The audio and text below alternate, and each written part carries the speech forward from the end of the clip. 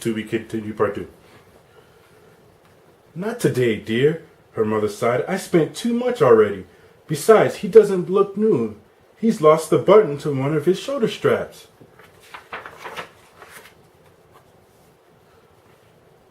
Corduroy watched them sadly as they walked away. I don't know, I lost a button, he said to himself. Tonight I'll go and see if I can find it.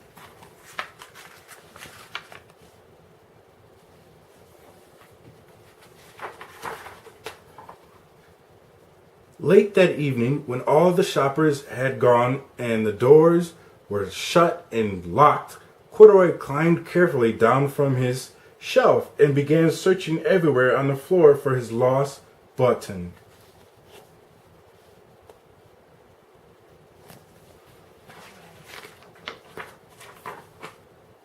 Suddenly he felt the floor moving under him, quite by accident. He had stepped onto an escalator, and up he went.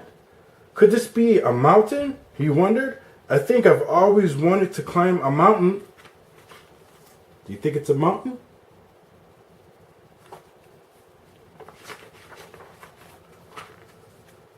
He stepped off the escalator as it reached the next floor, and there before his eyes was a most amazing sight. Tables and chairs and lamps and sofas and rows of beds. This must be a palace, Corduroy gasped. I guess I've always wanted to live in a palace. Is that a palace? Is that a palace? He wandered around admiring the furniture. This must be a bed, he said. I've always wanted to sleep in a bed. And yep, he crawled onto a large, thick mattress.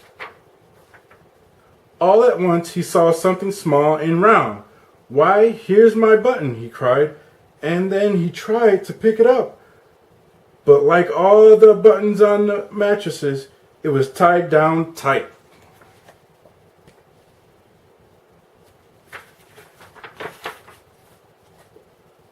He yanked and pulled with both paws until pop, off came the button, and off the mattress Corduroy toppled.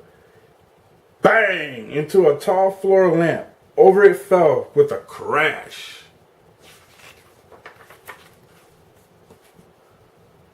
Corduroy didn't know it, but there was someone else awake in the store.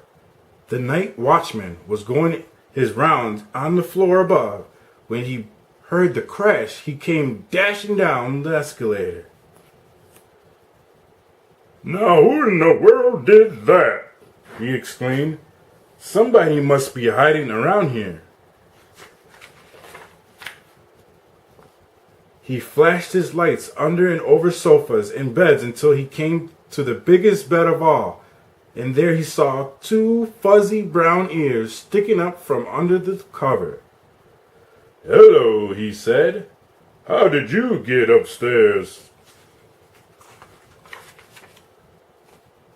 The watchman tucked Corduroy under his arm and carried him down the escalator and set him on the shelf in the toy department with the other animals and dolls.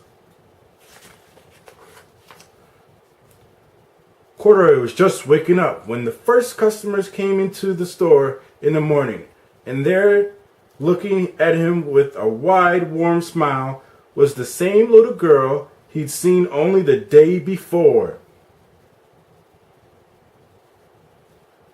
I'm Lisa, she said, and you're going to be my very own bear.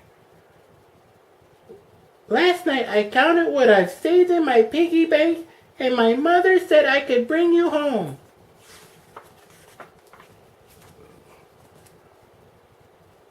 Shall I put him in the box for you? The saleslady asked. Oh, no, thank you, Lisa answered, and she carried Corduroy home in her arms. She ran all the way up 4 flights of stairs into her family's apartment and straight to her own room. She got her own room. Corduroy blinked.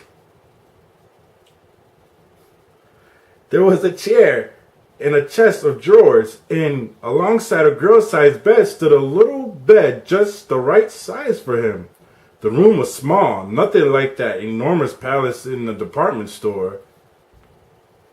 "This must be home," he said. "I've always wanted a home." Lisa sat down with Corduroy on her lap and began to sew a button on his overalls. "I like you the way you are," she said, "but you'll be more comfortable with your shoulder strap fastened." "You must," he said. What did he say? "You must be a friend," said Corduroy. "I've always wanted a friend." "Me too," said Lisa, and gave him a big, big hug. The end. So there it is, Corduroy. Happy Valentine's Day, Lisa. Daddy loves you. Mwah. Wow.